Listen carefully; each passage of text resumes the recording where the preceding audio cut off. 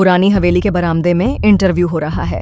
Interviewer और एक पुराने जमाने के जमींदार की बातचीत हो रही है। नमस्ते जमींदार जी। सबसे पहले तो ये पूछना चाहूंगा कि जमींदार का मतलब आपके नजर से क्या है? नमस्ते। देखिए, जमींदार सिर्फ एक शब्द नहीं है, यह एक पूरा इतिहास है। जमींदार वही होता है जो अपनी जमीन का मालिक होता है, लेकिन असल जमींदार वही है जो अपनी जमीन के लोगों का भी ध्यान रखे, जमीन से प्यार करे और जमीन पर रहने वालों से भी। आज के जमाने में जमींदारी प्रथा तो खत्म हो चुकी है। क्या आपको लगता है कि व्यवस्था में कुछ अच्छी बातें भी थीं? बिल्कुल थी। पहले के जमींदार सिर्फ मालिक नहीं, गांव के रखवाले भी होते थे। शादी ब्याह हो या गांव के मंदिर का निर्माण, सब कुछ जमींदार के सहयोग से होता था। जमींदार अपने लोगों को जानता था, उनकी तकलीफ समझता था। आज के नेता और अफसर तो दूर की बात है, अपने लोगों को देखते तक नहीं।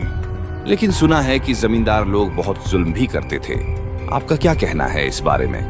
देखिए, हर समाज में अच्छे और बुरे दोनों होते हैं। सभी जमींदार जालिम नहीं थे। कुछ लोगों ने अपनी ताकत का गलत इस्तेमाल किया, पर सबको एक ही तराजू में तोलना ठीक नहीं है। क्या आपके परिवार में जमींदारी पीढ़ी दर पीढ़ी चली आ रही थी? हाँ, बिल्कुल। हमारे दादा परदादा भी इसी हवेली में बैठे फसले की देखभाल करते थे। जमींदारी सिर्फ प्रॉपर्टी का टाइटल नहीं होती, यह एक जिम्मेदारी होती है। हर साल फसल का हिसाब, हर किसान की मुसीबत, हर त्योहार की तैयारी, सब कुछ जमींदार के कंधों पर होता था।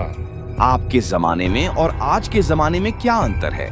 बहुत बड़ा अंतर है। पहले गांव की जान जमींदार के पास थी और जमींदार की जान उसकी जमीन में थी। आज सब कुछ कागजों में है, रजिस्ट्री, पट्टा और अनुबंध।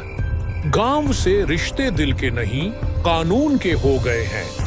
पहली जमीन मां थी, आज प्रॉपर्टी बन चुके हैं। जमींदारी के दौरान किस तरह का जीवन था जमींदार का? बड़े अजीब दिन थे। सुबह हवेली के बरामदे में पंचायत लगती थी। किसान अपनी शिकायत लेकर आते थे, जमींदार फैसला सुनाता था। दोपहर में दफ्तरी हिसाब और शाम को मेहमान नवाजी और गांव के लोगों से मिलना जुलना। हवेली में हमेशा महफिल जमती थी, कभी लोकगीत तो कभी शेरो शायरी। रात को किसी पुरानी कहानी के साथ नींद आती थी।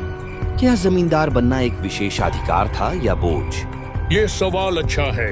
लोग समझते हैं जमींदार होने का मतलब है राज करना, पर असल में ये एक जिम्मेदारी थी। हमेशा लोगों की नजर में रहना, हर किसी की सुख दुख में साथी बनना और अपनी इज्जत बनाए रखना, ये सब आसान नहीं होता। प्रिविलेज कम, बोझ ज्यादा था। क्या जमींदारी में शिक्षा और संस्कृति का भी कोई योगदान?